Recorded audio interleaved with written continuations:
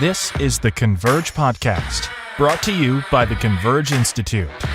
Each week, brilliant minds specializing in AI, blockchain, and fintech come together to challenge the status quo and empower disruption. Sponsored by our founding council, Nakusa, BankSocial, the Texas Blockchain Council, and the Universal AI University. All right. Hi, everybody, and welcome to the Converge podcast. We have a special guest today. Her name is Anne Legg, and yes, she actually has climbed mountains before. So welcome, Anne. Thank you so much. I am so delighted to be here. This is fantastic. And yes, I actually have climbed Mount Kilimanjaro, summited in 2019, and it is the tallest freestanding mountain on our planet at 19,341 feet. Wow. And you just pulled that out of the air. Actually, no, it took a lot longer than that to figure out how to plan and actually do it. But in actuality, it only took 8 days. So I call that a win. Only 8 days? Oh my gosh. Well, so Anne is also an author. She has written a book called Big Data, Big Climb, which does include her journey on Mount Kilimanjaro. And so I really encourage you guys to take a look at that. But let's get right into it, Anne. You and I are doing a workshop in February, and we have worked together before. We have spoken to credit unions at multiple places, and we both love credit unions. So this is the perfect opportunity for us to get to work together and educate people. So talk a little bit about the workshop and why we feel like it's important for credit unions to attend. Okay, so let's just lay out the landscape. Okay, let's just take a minute just to look at what, if I'm at a credit union and I'm so lucky, you and I get to be, let's just put a date on it. I will be entering into my 32nd year in this fabulous industry. I know. Thank goodness I started when I was about 12. But the point here is, as we look out onto the landscape, right, there is so much that is changing. And, I'm not even going to use the two words A and I, but we know how they are truly causing everybody to be a little bit like, wow, that's the cause to, celeb, what's going on? Everybody needs to take a minute and let's look at this. Let's look at this beautiful environment. Let's see what we want to harness. Let's understand what is out there for us to use. What can we understand for maybe we don't use it now? Maybe it's something we want to put on our roadmap. What I want to make sure everybody hears is that this is so important that we think about what we're going to do to our member. At the end of the day, our member is looking for us at the credit union to figure out what to do to enhance our lives. There's so much going on from the financial perspective. There's so much going on from the economic perspective. There's so much going on from just a personal finance perspective. So what I want that credit union to look and go, hey, I can see what you need, and I can also see what is really feasible. And we sit in such an amazing time period, better than any other time periods, to be able to take what is out there and understand how to harness it. Well, that's a lot of landscape. Yeah. Well, I think that for credit unions, and this could be a lot of different industries, because AI specifically can be coupled with and utilized in so many different areas. Certainly credit unions and the financial institution landscape, it fits there. But it kind of is a sister or a partner to a lot of other technologies. And, I'm all in on the distributed ledger technology space or blockchain space. And absolutely AI fits in with that. But for a credit union who might be thinking, well, what do I really do with this? Okay, there's ChatGPT. It can help me write a proposal, or it can help me do some research.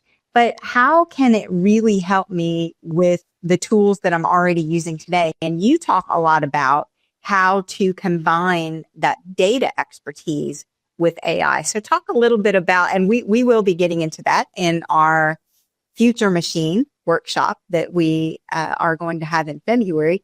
But talk a little bit about the data aspect to AI and why that's important. Absolutely. So let's just go back and think about what is the member. Okay. I always keep coming back to that because that's our magic space. So when we think about the member, right, we think about the member and we go, okay, the member's coming to the credit union because there's only 4 problems the member really has. And that problem is I have a shelter problem, I have a transportation problem, I have a travel and play problem, and I have a rainy day and retirement problem. So I am coming to you, said credit union, to help me with those problems. Okay, where's the data? Ooh, that data is rich. Where's the AI? That is in personification. That is how I fulfill and solve that problem. That is an efficiency. That is getting the right decision and the right choice to the member as they need it in the right channel. So let's unpack a little bit. So let's just take a minute. Let's look at shelter, right? Obviously, when I'm saying shelter, I'm talking about real estate. We have such opportunity, such opportunity to think about, hey, rates are slightly coming down, but this is a HELOC opportunity. This is also an opportunity where there can be a variety of different ways of looking at that actual loan. Things that maybe we haven't even thought about, like going in and maybe there is a way that we can think about lending that isn't necessarily traditional in the way right now. What data do we need? We need the data to understand the member. We need the data to understand the landscape. And we need the data to understand to do what? Take action. So we need to have a business problem. We need to get ourselves the insight so we can take the action. The data comes in the problem. The data comes in getting the insight.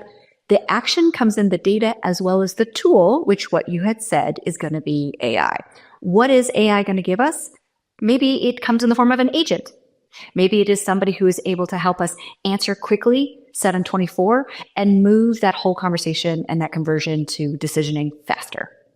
Maybe that AI is in the response that as I'm talking to you, not necessarily as an agent per se, like a bot, but as a human, I can now have a conversation that's going to drive that conversation deeper, faster, and get you something more than you ever expected to use as a member. Maybe AI is also coming in the sense of, let me look out and help with the segmentation. Who is the best member for that best real estate product? Or maybe the AI comes in and says, let me help you come up with different ways of creating that real estate product. So what do you say to the people who kind of ring the alarm bells that AI is just going to replace human beings? For example, why do we need to have call center employees if AI is just going to do everything? Well, back in the day, there wasn't a microwave. Now, I am not a cook, I'm not a chef, but that microwave has fed me and my family. Okay, everybody's like, that's just cringy. But let's be clear about this. It's a tool. It's like all the other gorgeous tools we have in our tool shed. What AI will allow us to do is take some of the tasks that maybe we don't need to be using our full resources for and give us more space to use our full resources. What does that mean? That means maybe, for example, here's an easy one. Maybe I don't, as a frontline person, need to be tabulating my incentives or my actions. And I can have an AI tool that will help me give me better insight to what I'm doing to free up my time to provide better service. Think about how I can do better opportunities for the members, identify opportunities. It's about having kind of that really smart friend of yours who always has the answers, so that you don't have to spend the time looking for them. It is a tool, it is a resource, and most importantly, it's a game changer to allow us to do more. Like I said, the microwave. Before that, I had to wait 40 minutes for the oven to turn on. 7.3 minutes, I got food that's ready-made. We're not going to talk equality here. Not equality. I love it because, I'm like not a cook too. I mean, I don't do that. I listened to a podcast the other day that was really interesting. And it was the author of a book called The Death of the Salesforce. And what he was talking about was kind of, let's think about back in the 50s and 60s, people had a Rolodex, right? You're talking about a traditional salesperson. And by the way, the book talks about how everybody is a salesperson since the beginning of time. If I need something and you have something I need, there's some sort of transaction going on, whether it's bartering or whatever it is. So everybody's in the sales business, right? Everybody as human beings. And so he talked about going from the Rolodex to the CRM. Well, the CRM was massively better, right, than the Rolodex. Well, now, because of the large language models and the compute power that can analyze this massive amount of data. So you think about the amount of data that's in a CRM, right? It is massive. And yes, it's great for a call center person or a salesperson to go in and look, okay, here's the credit union that's calling, or here's the member that's calling. Here's some information about them. that's great to be able to look that up. But what the AI can do is analyze all of that information, all the transaction data, all of the members' habits, how often they've called in the past, what they've called about, and can sum that up, maybe even give you a dashboard to where while you're on the phone or talking to the person even in person, you can have on an iPad in front of you, here's everything. And the AI can give you some insights based on that data about what particular thing that person might be wanting. And to your point, it's an enhancement, right, to the skill set that we're using to interact with that person, because the relationship is important. The machine's not creating the relationship with the person, the human is, but being able to get that information and glean it and analyze it and articulate it to somebody, that's a human thing using a tool. So I love that.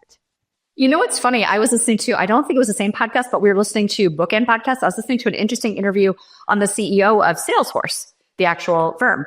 And here's the interesting part that he also brought up that is exactly in this conversation. It's also finally the ability without too much effort to see in the future and predict. So how would it be that not only do I have everything you talked about in the current state, but you come to me actually ahead of the need I have? We're heading into a high holiday season and into a retail season. Hey, Anne, you know what? I can give you 2 hours back in your shopping time because these are the things that you did last year. Would you like to do those again with a slightly modified, version of it? Yes, I would. Oh, by the way, could you please make me my entire shopping list as well as the food I need and suggest maybe movies? Done. In front of it. And now I feel like you know me. Not only did you save me time, which I'm super happy about, but you know me and you know how to make my life better. Yes. And I think as we go into the future, so of course our workshop is called Future Machine, as we start thinking about the future and experiences are more and more customized, we're going to be moving into the Web3 ownership economy, right? Where me as a human, as a person, is interacting with things that are customized and specialized to me. And we've been moving into this world for quite some time. It's not something that is new. All the social media is completely geared to your tastes and the things that you want to look at. Now, right or wrong, it's giving you what it thinks that you want to see based on your past behaviors. That's that predictive analytics part of it. And the digital experience is becoming more and more important. And I say this all the time, a human, a person, or a member, in the case of a credit union, their best digital experience is now their minimum expectation. So if Amazon is telling you all of that, you certainly expect your financial institution to be telling you all of that. So tell me, what are you seeing in credit union land where, are credit unions using this technology now? Are they looking into using this technology? And how might they be looking to use it in the future? There's so much in there. So let me see if I can kind of unpack that. Number one, most credit unions are looking at the technology in many ways that they have in past technology. I know I need it. I think I can go get it. But there is a whole lot of fuzziness. Let's rephrase that. There's a huge opportunity for clarity in my use cases. Why? Why do I want to use, for example, AI? What ROI do I want? So there's a whole lot of opportunity for clarity in understanding what you're going to do. There's also a whole opportunity in many times credit unions are looking at, especially this emerging technology, as you just talked about, right? And there's this, I don't want to say there's a opportunity to fill knowledge gaps because they're like, I'm not exactly sure what that does. And what does that, and how expensive does that? And then does it work with what I have, right? So there's this whole opportunity to get clarity on what are the tools, what are the use cases, and most importantly, how am I going to drive ROI? So the best thing that credit unions can do right now is start to think about, let me do a very light roadmap. Let me start sketching out what are going to be some of the early use cases. Okay, we're not talking about I have to have my 7-year, my 5-year, my 3-year plan laid out. I just need to know how I'm going to enter. And maybe that enter is going to be very, very, and it's going to feel very, very tiny, That's okay. I'm entering, I'm learning, I'm building up confidence, capability so that I can continue to enter. But if I don't, if I just stop and I think I need to not do anything until I have it all planned out, I'm never going to enter. And then opportunity is going to pass by. And, I think that's what you and I are really trying to make sure that doesn't happen. And to go back to kind of the early point you said is what's going to happen at this, this beautiful workshop. We want to get you credit union to A, understand this landscape, B, have a discussion with each other and with us and with the leaders about what is it going to do. So we get comfortable with it.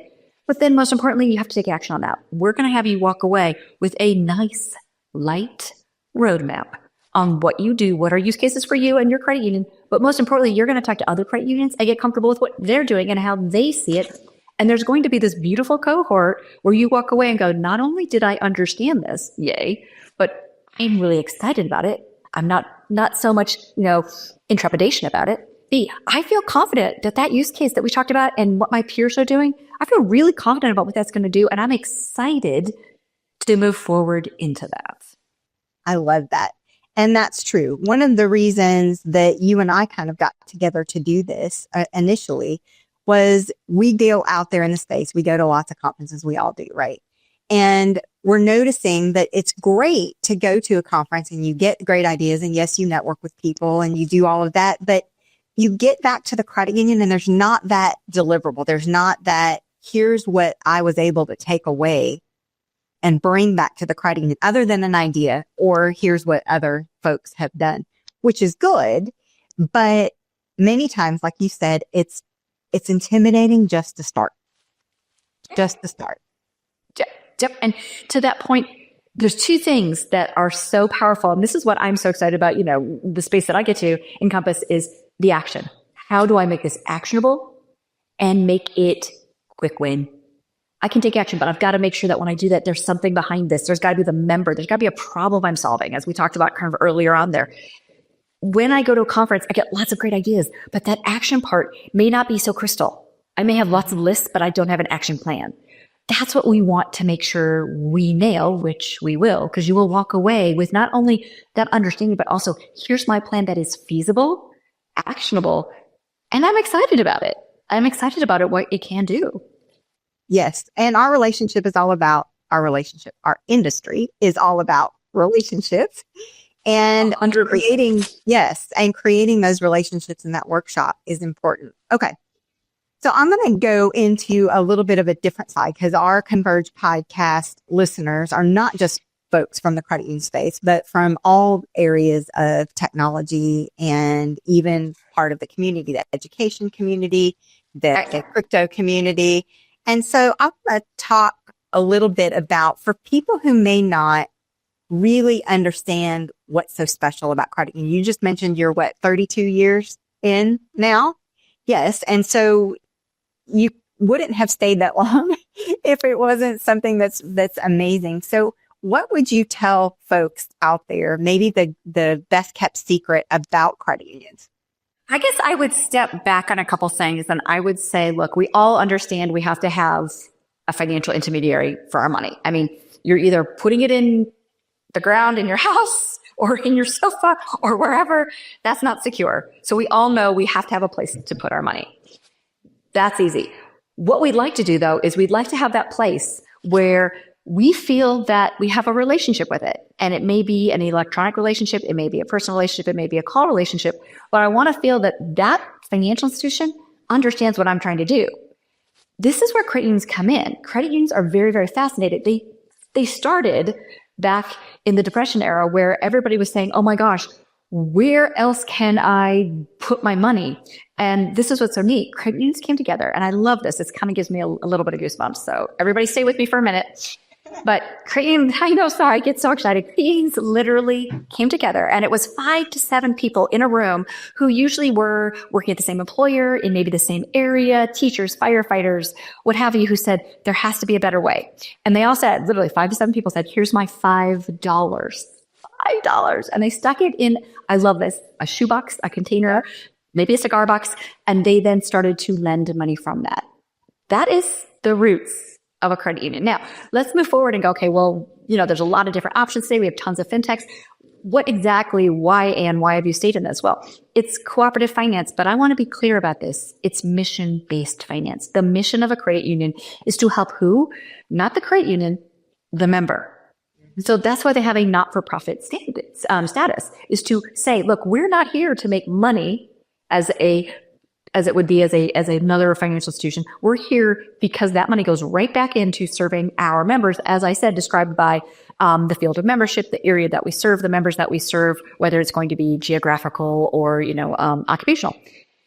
The other thing that's so neat is credit unions love to work with other credit unions. That's our cooperative space. So as I was talking about in the cohort, it's very rare that you can get in an industry to sit together in a room and be like, how do you do that? Let me share.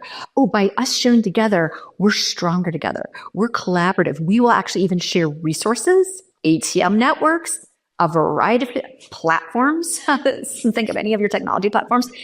And we will do that because we know that together we're stronger, until we get the goosebumps anyways, that we're stronger, and that helps. Now, everybody goes, that's awesome, Anne. That's great. Thanks for drinking the Kool-Aid. But one of the things that has always just really set with me was when I was very first working in a credit union, I had my goosebump moment. It was the moment where I actually got to see somebody financially become better. I mean, in front of my eyes, because we care and we took the time to sit down and help that person. In this case, it was somebody who'd been diagnosed with a health condition, and they needed to have maintenance medication, and they just were beside themselves. They didn't think they had the money for these maintenance medications. And I watched the lending person sit down with them and go, let's look at your whole financial condition. And by the way, not only can I find you the money for that, but I found you a little extra money. Is that okay? Isn't that so often ever? Right. And to just put the tiny icing on the cake, we get to change people's financial lives, and there's no blood or fire. And I'm really okay with that.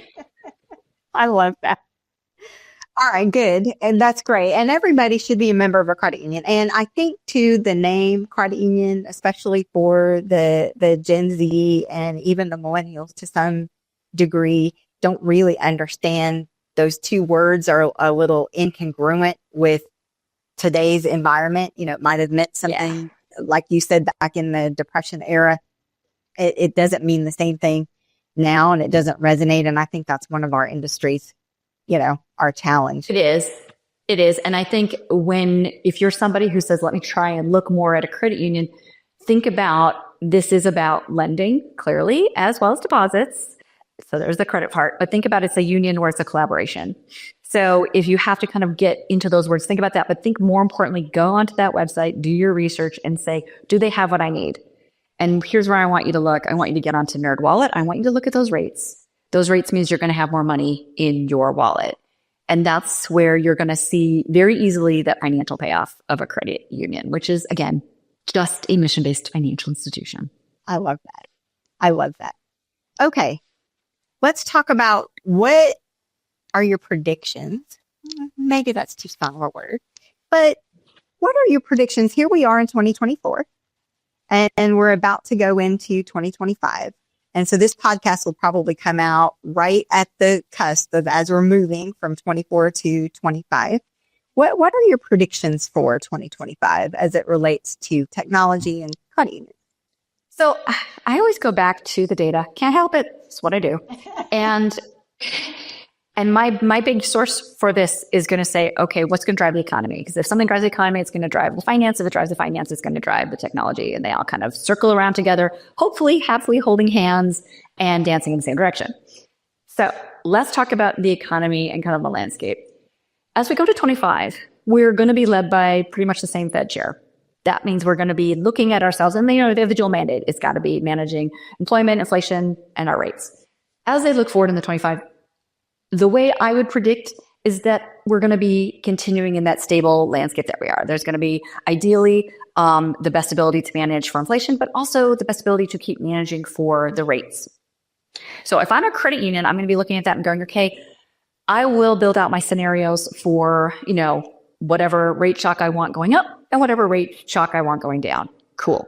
Now that makes me look at what are going to be the tools and the financial tools I'm going to need.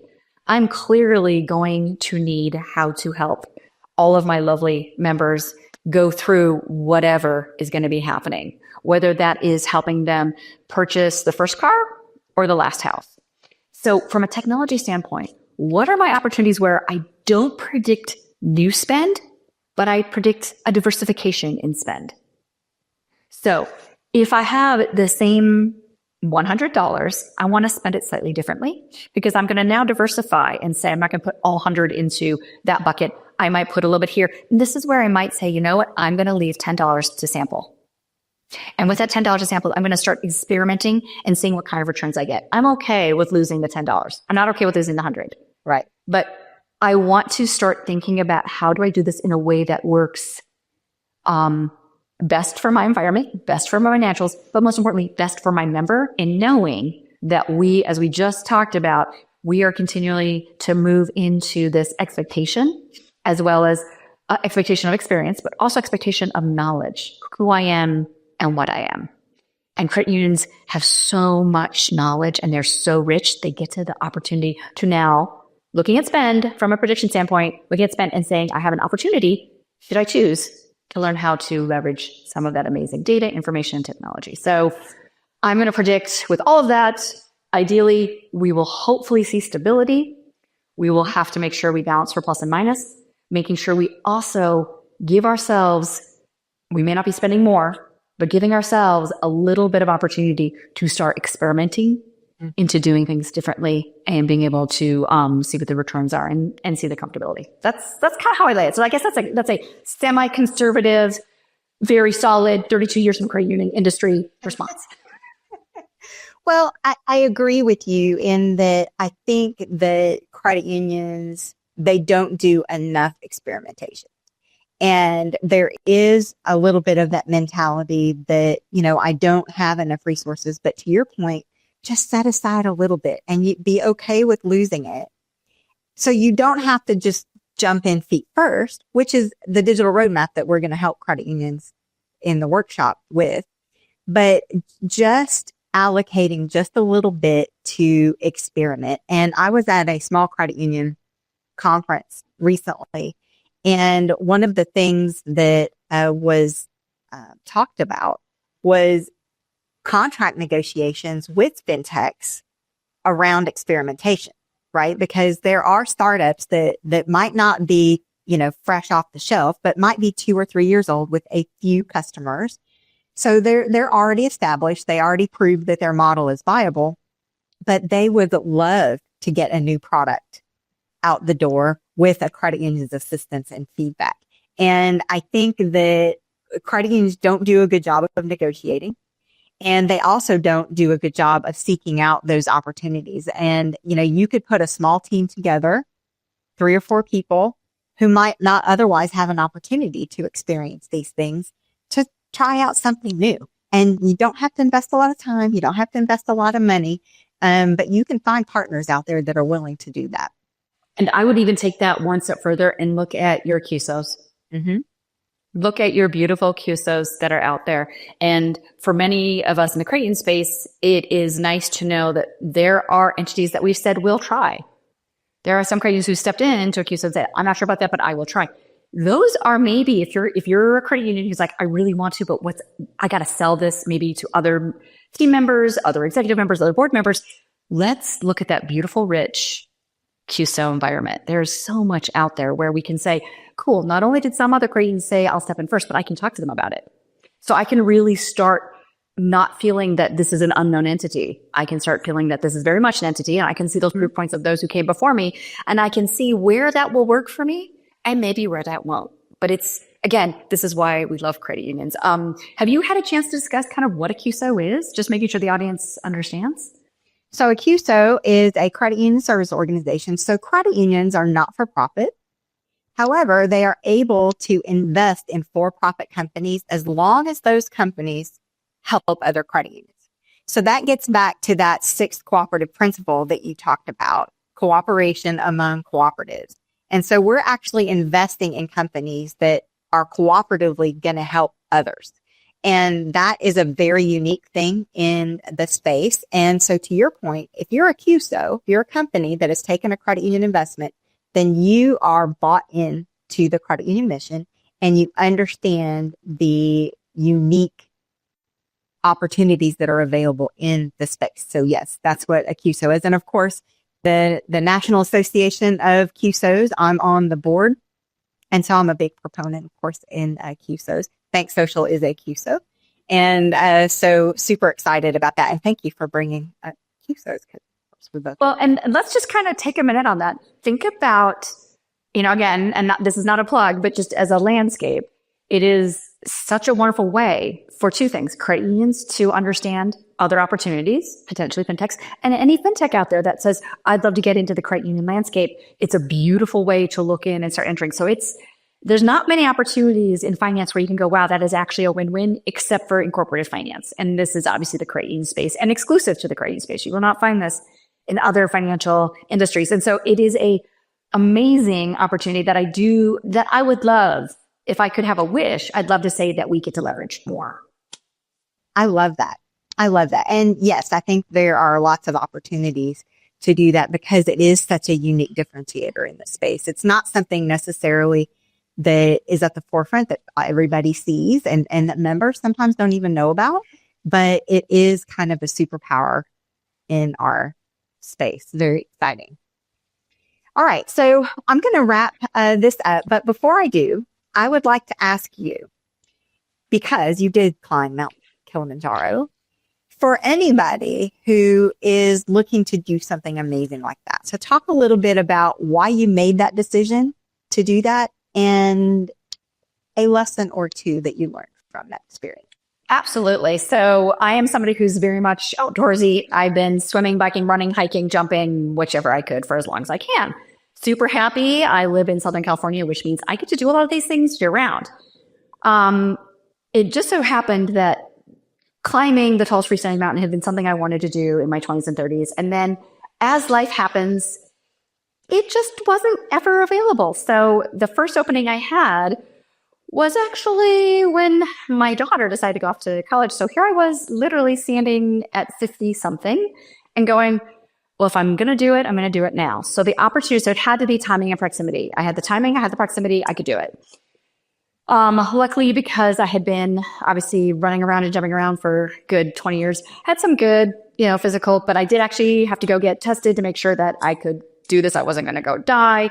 You can't go road climb, so you've got to go find that you need to get an actual certified climbing group. So I chose one, which was actually a local tribe. So I actually got all the local people helping me. The best part about it was my only request is that somebody spoke English.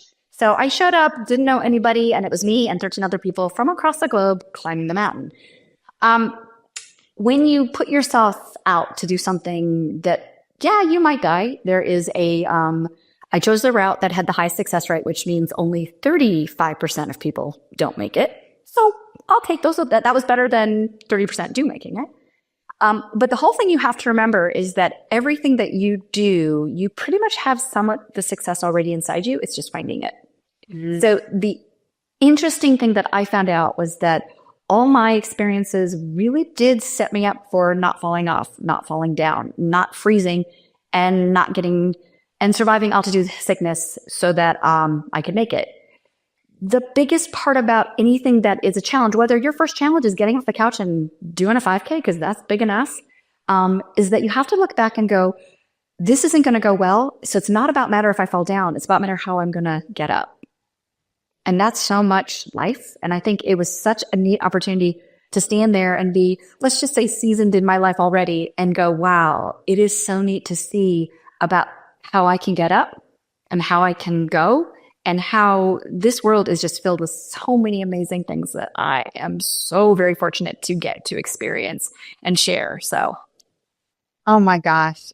Wow, everybody. Anne Legg, thank you so much for being on the Converge podcast. And I can't wait to do a workshop with you. Thank you so much. Thank you so much for having me. It's been an absolute pleasure. And I can't wait to see you in person. It's going to be a blast. Yay.